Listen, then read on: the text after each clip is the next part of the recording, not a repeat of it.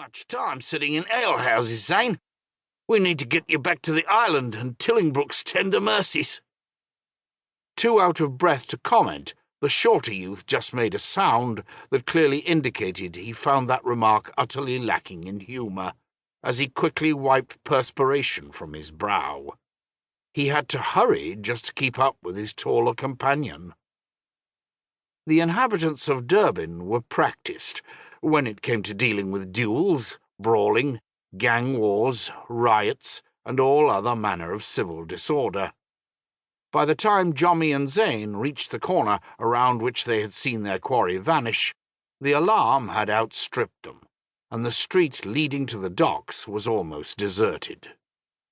Passers-by, merchants, and seamen bound for nearby inns and taverns had sensed coming trouble, and vanished into whatever scant cover they could manage. Doors closed, shutters slammed, and those that couldn't get inside did their best to find shelter. As Jommy Killaroo kept his eyes on the tiny figure of their fleeing target, Zane Condoyne glanced into every past doorway, alley entrance, or other cover for potential ambush. All he saw was citizens of Durbin hunkering down, waiting for the trouble to pass. Jommy saw their man duck around a corner at the far end of the boulevard and said, "Right towards Ted, if he's as fast as he usually is."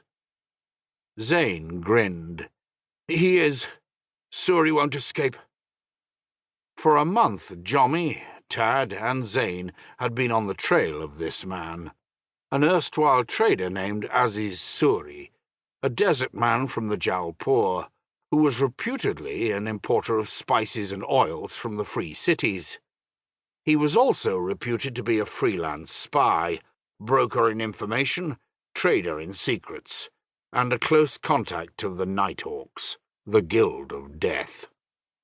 1 month earlier, at the Emperor of Kesh's Midsummer's Festival, a plot to destabilize the Empire and plunge it into civil war had been prevented by agents of the Conclave of Shadows, and now they were seeking out the remaining pockets of assassins, to put an end finally to their centuries-long reign of terror. Zane struggled to keep up with Jommy.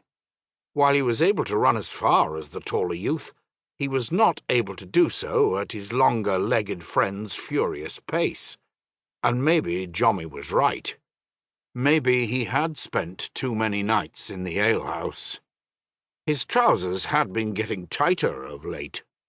As they reached the end of the street, they came upon the grain shippers' docks, a long series of stoneworks punctuated by 3 large derricks, fronting onto 2 massive warehouses.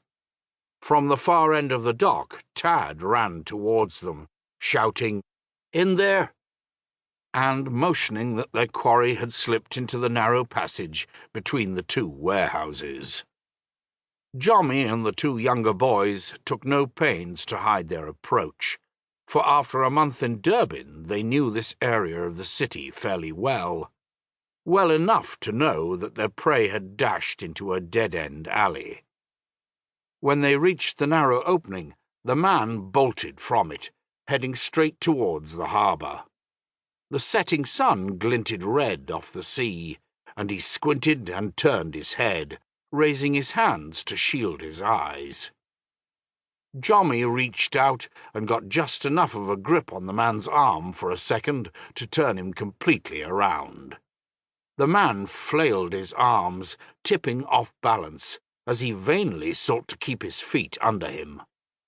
Jommy reached out again, trying to grab the man's tunic, but only succeeded in causing him to stumble farther. Before anyone could get hold of any part of the slender trader, he slammed into the centermost derrick. Stunned for an instant, the desert man turned, teetered, and then, as he regained his wits, stepped off the edge of the pier. A cry akin to a dog whose paw had just been stepped on filled the air as he vanished over the edge. The 3 young men hurried to the edge and looked over. Dangling from the derrick rope just above a loose cargo net was the little trader.